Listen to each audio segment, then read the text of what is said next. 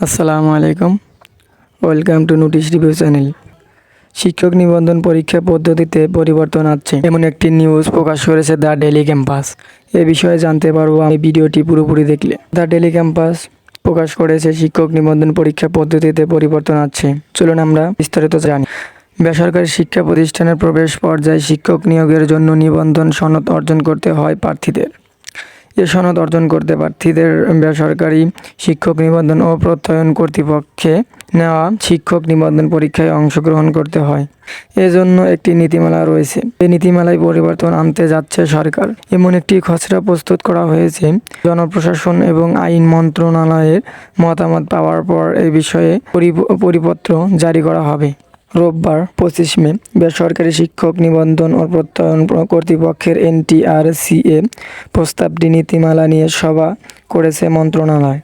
সভায় পরীক্ষা পদ্ধতি এবং নিবন্ধনের বিজ্ঞপ্তি প্রকাশের দিন থেকে বয়স গণনা বিষয়ে নীতিগত সিদ্ধান্ত নেওয়া হয়েছে। সভায় উপস্থিত মাধ্যমিক ও উচ্চ মাধ্যমিক বিভাগের এক কর্মকর্তা দ্য ডেইলি ক্যাম্পাসকে বলেন, শিক্ষক নিবন্ধন পরীক্ষা নিয়ে NTRCA বেশ কিছু প্রস্তাব দিয়েছিল।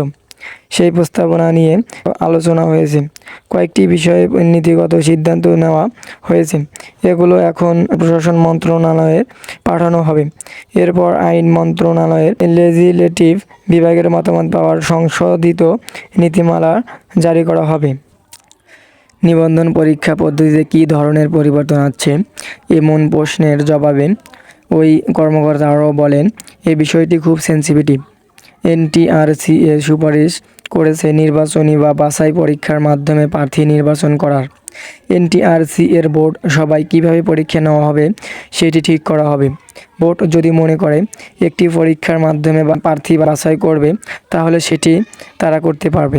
তবে এর অর্থ এই নয় যে কেবলমাত্র MCQ পরীক্ষার মাধ্যমে প্রার্থী নির্বাচন করা হবে। MCQ এবং লিখিত পরীক্ষা এক ধাপে শেষ করা হতে পারে, যেমনটি বর্তমানে বিভিন্ন বিশ্ববিদ্যালয়ের ভর্তি পরীক্ষায় করা হচ্ছে। লিখিত পরীক্ষা পুরোপুরি উঠে যাবে কি না এমন প্রশ্নের জবাবে ওই কর্মকর্তা জানান, শিক্ষক নিবন্ধন পরীক্ষায় অসংখ্য প্রার্থী অংশগ্রহণ করে থাকেন, যার ফলে নিবন্ধন পরীক্ষা শেষ করতে দীর্ঘ সময় লেগে যাচ্ছে। এ সময় কমিয়ে আনার জন্য NTRC এমন প্রস্তাব করেছে। দীর্ঘদিন ধরে চলে আসা একটি পরীক্ষা পদ্ধতি হঠাৎ করে বন্ধ করে দেওয়া যায় না।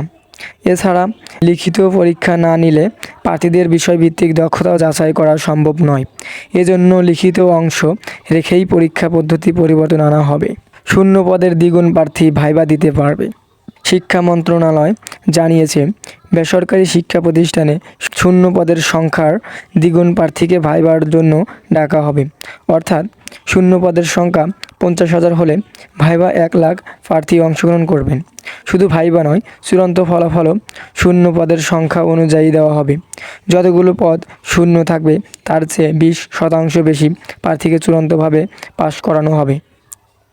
শিক্ষা মন্ত্রণালয়ের এক উপসচিব জানান, শূন্য পদের সংখ্যার দ্বিগুণ প্রার্থীকে ভাইবার জন্য ডাকবে NTRCA। এছাড়া যতগুলো পদ তার চেয়ে 20% বেশি প্রার্থীকে চূড়ান্তভাবে পাশ করানো হবে। অর্থাৎ পদের সংখ্যা 1 লাখ হলে উত্তীর্ণ হবে 1,20,000 প্রার্থী। বিজ্ঞপ্তির দিন থেকে বয়স হিসেব। এখন থেকে শিক্ষক নিবন্ধনের বিজ্ঞপ্তি প্রকাশের দিন থেকে প্রার্থীর বয়স গণনা করতে হবে। বেসরকারি শিক্ষক নিবন্ধন ও প্রত্যয়ন কর্তৃপক্ষকে NTRCA গণবিজ্ঞপ্তি প্রকাশের সময় পৃথকভাবে বয়স গণনা করা যাবে না। এর ফলে গণবিজ্ঞপ্তিতে আবেদনের ক্ষেত্রে বয়সের বাধা উঠে যাচ্ছে। নাম অপ্রকাশিত রাখার শর্তে শিক্ষা মন্ত্রণালয়ের যুগ্ম সচিব পদমর্যাদার এক কর্মকর্তা দ্য ডেইলি ক্যাম্পাসকে বলেন, একজন প্রার্থীর নিবন্ধন সনদ অর্জন করতে গিয়ে কয়েক বছর লেগে যায়, যার ফলে গণবিজ্ঞপ্তিতে আবেদনের সময় তার বয়স থাকে না। ওই শিক্ষক পরবর্তীতে আবেদনের সুযোগও পান না। এজন্য সংশোধন হতে যাওয়া নীতিমালায় শিক্ষক নিবন্ধনের বিজ্ঞপ্তি প্রকাশের সময় প্রার্থীর বয়স নির্ধারণ করা হবে। গণবিজ্ঞপ্তির সময় আলাদা করে বয়স হিসাব করা হবে না।